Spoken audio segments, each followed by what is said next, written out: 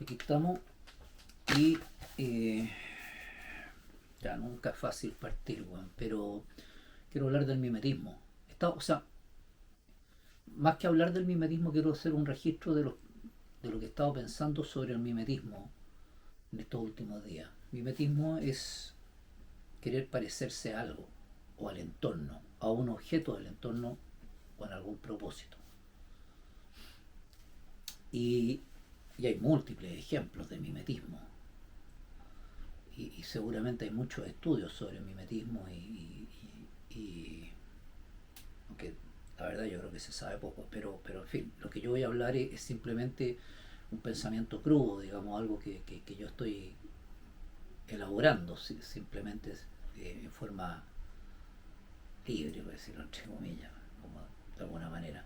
Tengo algunos apuntes por acá y estaba pensando en, eh, en un, en un coleóptero que se parece a una avispa. Entiendo que creo que no serán bícidos. ¿Sí? No sé exactamente de qué familia de los coleópteros, pero que se parece mucho a una avispa, o sea, es casi igual a una avispa.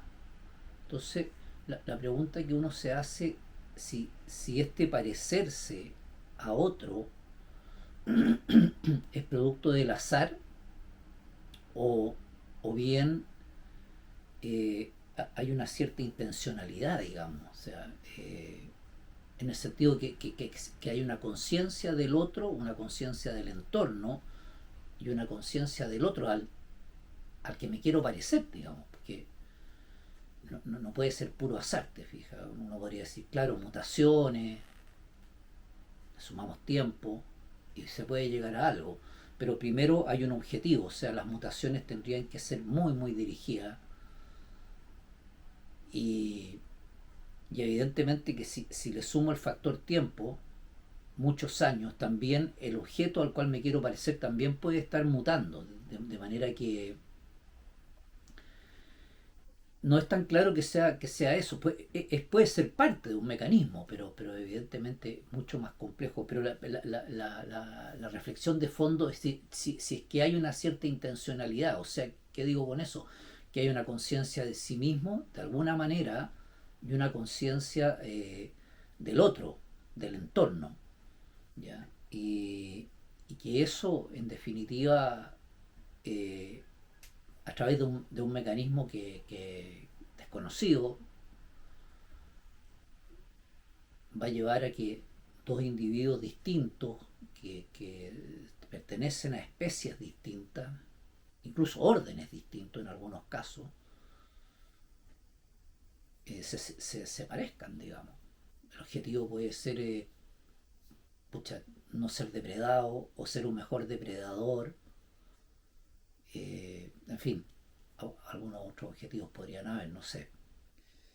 Y claro, uno dice conciencia y uno piensa en nosotros como especie, que tenemos como esa característica la conciencia de sí mismos y, y la conciencia del entorno, ¿no es cierto?, de lo que somos y dónde estamos, y la consideramos como privativa de nuestro desarrollo. Sin embargo, no tiene por qué ser así, po. O sea, simplemente no conocemos el cuerpo axiomático, digamos, ni el marco conceptual en que se mueven otros individuos. Como no lo conocemos, lo reducimos a una cosa mecanicista, ¿te fijas? O sea, actúan por acto reflejo, en fin, etcétera. Lo convertimos en un mecanicismo, pero eso no, por ningún motivo, debería significar que no tenemos acceso a un ámbito, como digo, un cuerpo axiomático para el cual no tenemos la capacidad de conocer simplemente.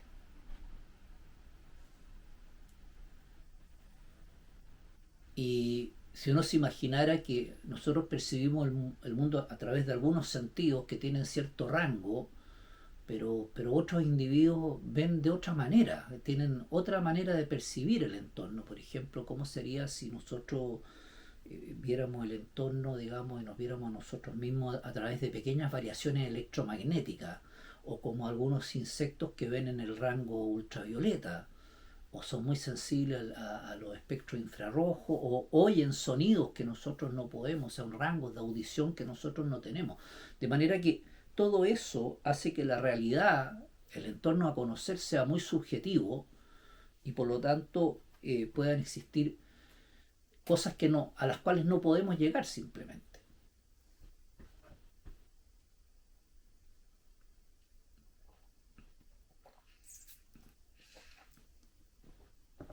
Ahora, en el caso del insecto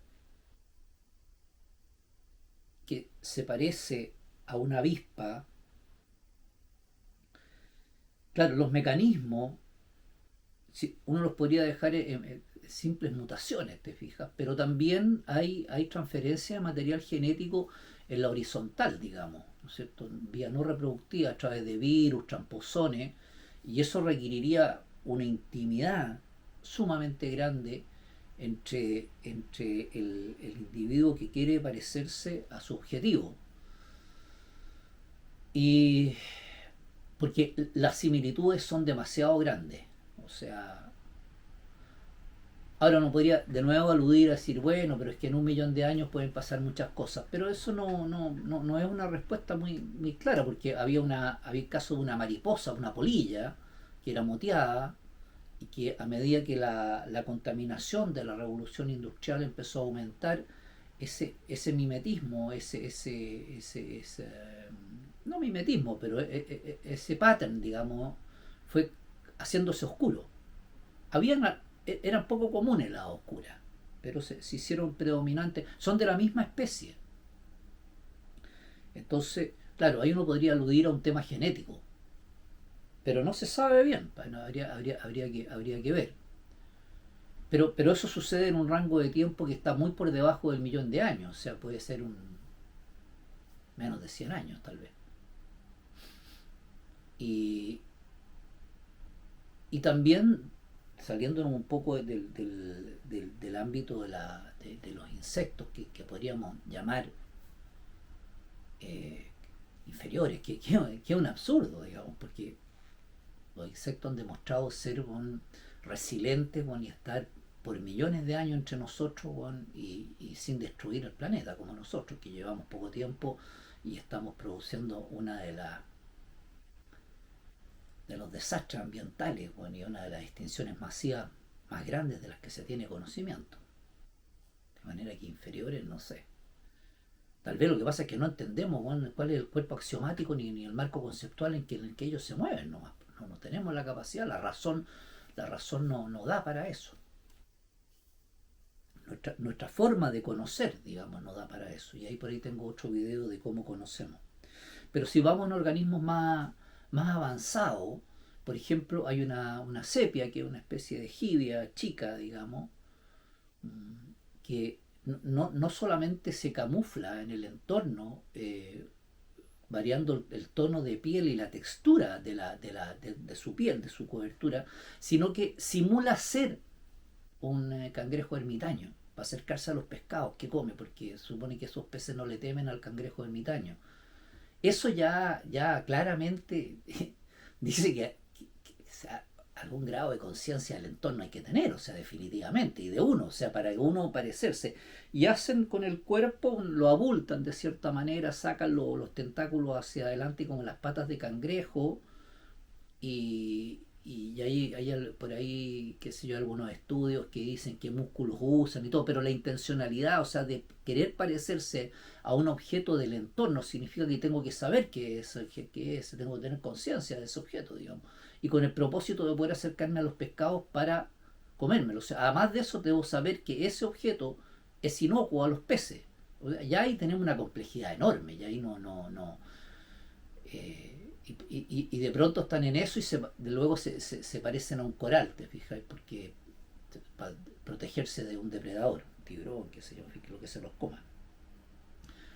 Y ahí uno piensa también que hubieron algunos pensadores muy antiguos como Lamarck de los caracteres adquiridos, que de alguna manera empieza como a aparecer en este escenario, ¿no? Como que no era tan loca la idea, digamos, que no conozcamos exactamente los mecanismos, porque una cosa es el desarrollo conceptual de una idea, ¿no es cierto? Y luego viene lo que le pasa a los físicos, que ven por ahí no sé, un destello y claro, corresponde a una partícula, y todo el desarrollo teórico les dice que sí, que esa partícula, digamos, el desarrollo conceptual les dice que esa partícula pues, tiene que estar ahí, y claro, pero no, por ahí un puro destello no alcanza hasta que finalmente, digamos, entre sumar destello y destello, digamos, logran decir, claro, ese destello efectivamente corresponde a la partícula que se predijo, de manera que uno puede hablar de un desarrollo conceptual, ¿no es cierto?, de cualquier cosa y luego, ¿no es cierto?, ver que efectivamente eso se da, conocer los mecanismos. Y claro, lo importante acá, para mí, es que en cualquier escala que se dé este mimetismo, tiene que haber una intencionalidad. O sea, de alguna u otra manera, no es algo que se deje al azar. Ya digo, puede ser mecanismos algunos mecanismos para que en la parte mecánica, cómo se adquiere esa propiedad, esa característica del objetivo, digamos, del individuo al que me quiero parecer o del entorno al que me quiero parecer. Eso está desconocido, pero sin duda que tiene que haber una unión entre ambos, una relación estrecha y en el tiempo, porque como digo, si son muchos millones de años puede que el objetivo se vaya diluyendo también, que también mute. Claro, podría ser un detén, un callejón sin salida, en fin, etcétera, y hay probabilidades. Todas esas argumentaciones son posibles, pero para mí dejo abierta la duda, por lo menos, a que haya esta capacidad de tener una conciencia del entorno de lo que nos rodean, que no es privativa de nuestra especie. O sea, una conciencia del entorno mucho más allá de simplemente de transmisión de feromonas y de cosas mecánicas, sino que simplemente de que hay un objetivo, un objeto al cual yo me quiero parecer. ¿Ya? Entonces, que es un poco más avanzado, porque lo que no lo entendemos lo reducimos a algo mecánico. Un poquito de mate para ir soltando el cerebro.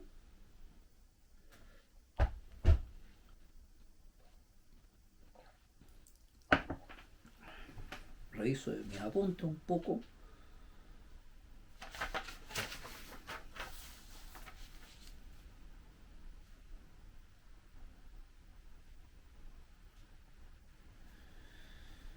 Y claro, el caso que ahí también estaba pensando en la sepia, pero hay unos peces, no sé si son peces propiamente tal, no son nudibranquios, que también tienen esta capacidad de asimilarse al entorno de una manera increíble. Ya peces se supone que son de alguna manera más evolucionados que los insectos, aunque no lo sé, digamos, hasta qué punto, pero puede ser que la filogenia que hemos fabricado, ¿no es cierto?, en el árbol de la vida que hemos fabricado, sí nos parezcan, pero en la práctica no sé si esas calificaciones realmente tienen algún sentido, porque cada uno está en lo suyo, digamos, y donde estoy hago lo mejor que puedo. Pero para ir al tema del pez, hay un pez que se parece a una hoja, o sea, no, tal vez un trozo de alga. O sea, ya eso también te indica que no ya es totalmente de otro film, o sea, me parezco a algo, que es una cosa que está, y me muevo igual que eso, que es un pedazo de alga que lo mueve la corriente, para poder ser más hábil para cazar. Entonces, ahí hay otro ejemplo bien importante, digamos, de cómo eh, la interacción con el medio no es puramente mecánica, o sea, requiero la conciencia de mí mismo de alguna manera y del entorno, en fin, etc. Eh, no- y de qué manera voy pareciéndome a un pedazo de alga, o sea, no es una cosa, una sumatoria de mutaciones, porque es un objeto muy preciso, tiene está circunscrito al espacio-tiempo, es decir, ese pedazo de alga no está ahí hace 1 millón de años, tal vez las algas evolucionaron después que los peces o los peces después. Entonces hay espacios de tiempo y, y obviamente que no puede ser el azar. Claro que si empezamos con que todo es por azar finalmente llegamos a... Bueno, ¿y el azar vino de qué azar entonces? ¿De dónde? Y llegamos a lo que los físicos dicen, claro, es una singularidad y ahí paramos porque no hay marco conceptual de ser. Hay un punto de... ¿sí? ¿No? Y eso es una de las cosas que hay que agradecerle a los físicos, digamos. Y una salida, digamos. De manera que es un tema que es sumamente interesante, sobre todo más allá de la mecánica, de la pregunta que hay que hacerse si es que realmente otros individuos sí tienen conciencia de su entorno y de otros y que tienen objetivos. Siempre se me viene a la mente algo que, no, que lo habría revisado antes de hacer esto, y es de un hongo que infecta una... se aloja dentro de una hormiga y, y la controla. O sea, genera, no sé, neurotransmisores, podríamos decirlo, ¿no es cierto? Que hace que la hormiga cambie su comportamiento y se dirija a determinado espacio y ahí se quede hasta que el hongo fructifica. Ahí hay todo un tema, o sea, un tema de que una especie, que es un hongo, que es de un filum, casi un reino particular, ¿no es cierto?, interactúa con otro de otro filum y logra controlarlo a beneficio propio. Sí, eso ya, eso abre toda una puerta, todo un tema que nosotros no, dado nuestra limitación para conocer, ¿no es cierto? Porque nuestro conocimiento, por ahí hay otro video mío sobre eso, que es puramente interpretativo, no tenemos acceso a esos espacios simplemente. Son singularidades, como dirían los físicos. Y bueno, eso es lo que quería comentar ahora. Está un poco desordenado, pero lo importante es plantear el tema nomás.